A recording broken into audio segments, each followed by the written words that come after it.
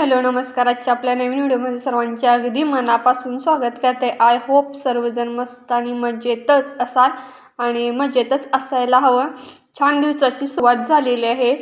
जास्वंदाच्या फुलापासून खूप छान छान जास्वंदाची फुले आता उमलायला लागलेली आहेत आणि ज्या दिवशी पाणी घालत नाही त्या दिवशी फुलंच उमलत नाही असं जाणवत होतं आणि दिसत पण होतं. मी ऑब्झर्वेशन केलं, ज्या दिवशी पाणी मिस्टर घालतात त्या दिवशी भरपूर फुले उमललेली दिसतात.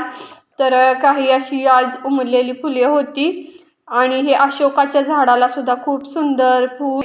हे शक्यतो गुरुवारी महालक्ष्मीला घालावं, आपल्या आर्थिक अडचणी दूर होतात असं काही म्हणतात आणि हे आपल्या उंचीचं झालं की आर्थिक अडचणी पण दूर होण्यास मदत होते असं वास्तुशास्त्रात येतं आणि तेच आम्ही लावलेलं आहे. आणि भाड्याच्या घरात होतं तेव्हा तिथे आम्ही ही झाडे लावली होती. तर नाश्ता मी इकडे हे केलेलं आहे, पोहे सोबतच मला हा जो काही टेबल आहे, डायनिंग टेबल तर म्हणू शकत नाही कारण डायनिंग टेबल वर कोणीच बसत नाही. गणपतीसाठी आम्ही टेबल आणला होता, तोच इथे तात्पुरता लावलाय.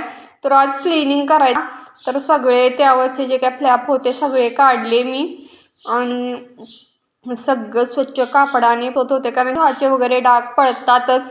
असं डेली पुसणं होत नाही हा टेबल. मला तर रोजच पुसू वाटतं पण कधी कधी होतं रोज, कधी होत नाही. एक दिवसाआड तरी नेहमी मी काढतेच सगळं क्लीन, नाहीतर मुंग्या होतात, किडे वगैरे.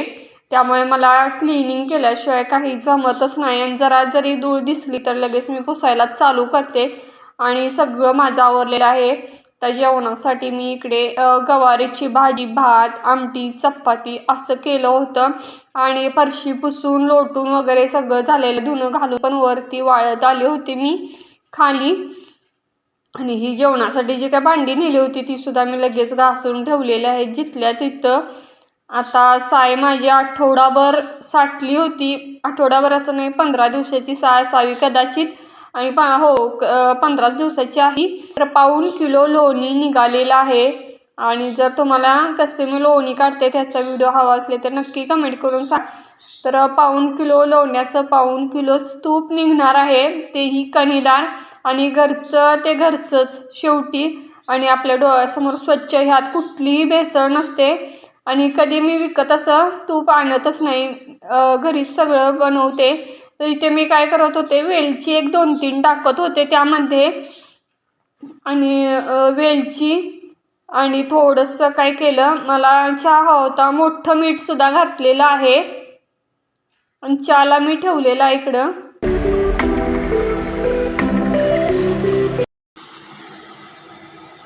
आणि 4ची टायमिंग असावी. आता मिस्टर यायच्यात म्हटलं तूप कढवून ठेवूया. मुलगा आला म्हणजे त्याला बघायचं होतं काय करायला लागलेस म्हणायला लागला. त्याला चहा होता म्हणून तो जवळ आला. आणि तुपाची कहाणी एक वेगळीच आहे. तूप लग्न झालं तेव्हा मला अजिबात लोणी काढता येत नव्हतं. शेजाऱ्यांच्याकडून बघून बघून मी लोणी काढायला शिकले होते आणि आता तर मी तूप विकते. आपल्या लोकांना इतके आपली प्रगती झालेली आहे असं म्हणायला काय हरकत नाही. तर इकडे एवढं पाऊण किलो तूप छान असं निघालेलं आहे.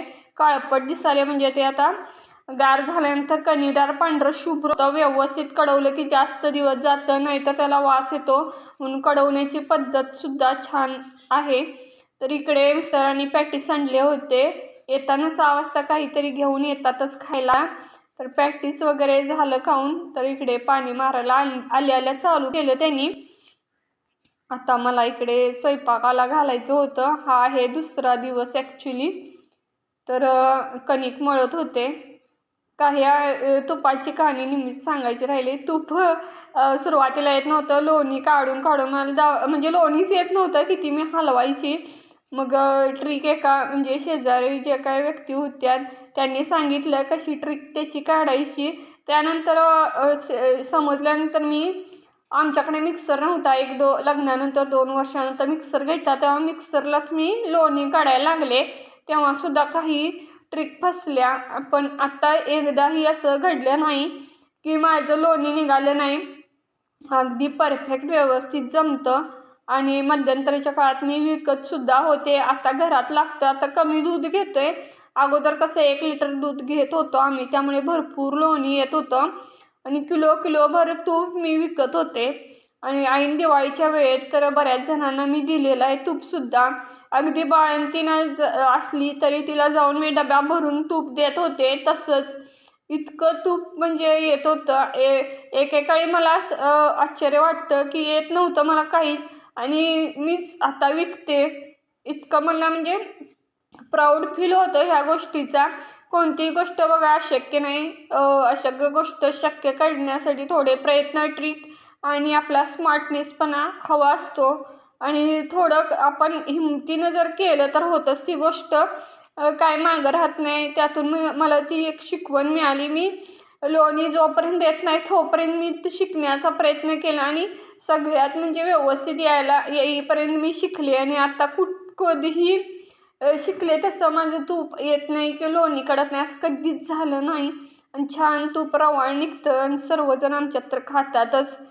जेवणामध्ये असतंच आणि लागतंच आम्हाला. कधी भाज्यामध्ये सुद्धा मी डायरेक्ट तुपाचाच वापर करते, तेलाचा करत नाही. कारण तूप शरीराला पाहिजे, त्यामुळे आपली शरीराची ताकदसुद्धा वाढते त्यासाठी. तर इकडे बघा माझा स्वयंपाक चालू आहे दुसऱ्या दिवशीचा आणि ते झाल्यानंतर लगेचच मी कट्टा क्लिनिंग करायला सुद्धा घेतलेला आहे. या गोष्टी महत्त्वाच्या वाटतात. नाही तर राहिलं तर दिवसभर तसाच कट्टा राहतो. क्लिनिंग नाही केलं तर. म्हणजे दुपारची वेळ आहे, पटकन घासून मग मला एडिटिंगला बसायचं आहे. थोडं एडिटिंग राहिलेलं आहे, ते एडिटिंग करणार आणि थंबनेल, टायटल टॅग, डिस्क्रिप्शन लावलं की झालं. पहिला हे काम उरकलं की दुपारचा हा माझाच वेळ, त्यासाठी चालू होती ती कामं. तर चला असो, 10वीच्या परीक्षा पण चालू आहेत मुलाच्या, त्याचा पण अभ्यास चालू असतो. छोटा मुलगा पण शाळेला जातो, त्याचं पण कामं चालू असतात, अभ्यास चालू असतो. घरात पण मदत करतात दोघं, थोडी जसं जमतं तसं मिस्टरांना करतात. मिस्टरांचं पण कॉलेज चालू झालं आहे, त्यांचं पण व्यवस्थित रुटीन लागलेलं आहे. तर दुपारची वेळ आहे. आपली गृहिणींची नेहमीची कामं ही असावीत दुपारची कदाचित. नक्कीच तुम्ही रिलेट कराल. आपलं सगळं झालं की ह्या कामाकडे आपलं लक्ष जातं आणि ही पण राहिली तर राहूनच जातात कामं. किचन माझं सगळं क्लीन करून झालेलं आहे. भांडी वगैरे सगळं मी घासून आलेले आहे.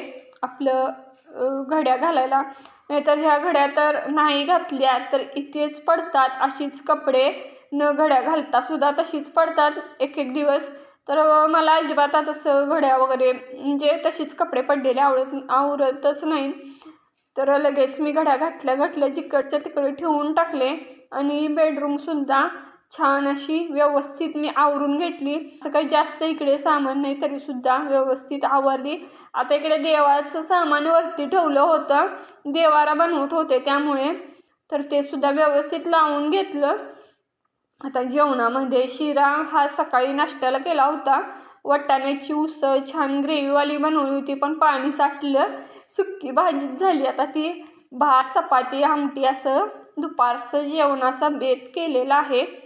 तर चला मग आजचा व्लॉग तुम्हाला नक्की आवडला असेल अशी आशा करते आणि आजचा व्लॉग इथेच थांबवते. कसा वाटला ते नक्की कमेंट करून सांगा. चॅनलवर नवीन असाल तर लाईक, शेअर, सबस्क्राईब करा. पुन्हा भेटू उद्याच्या व्लॉगमध्ये. तोपर्यंत बाय.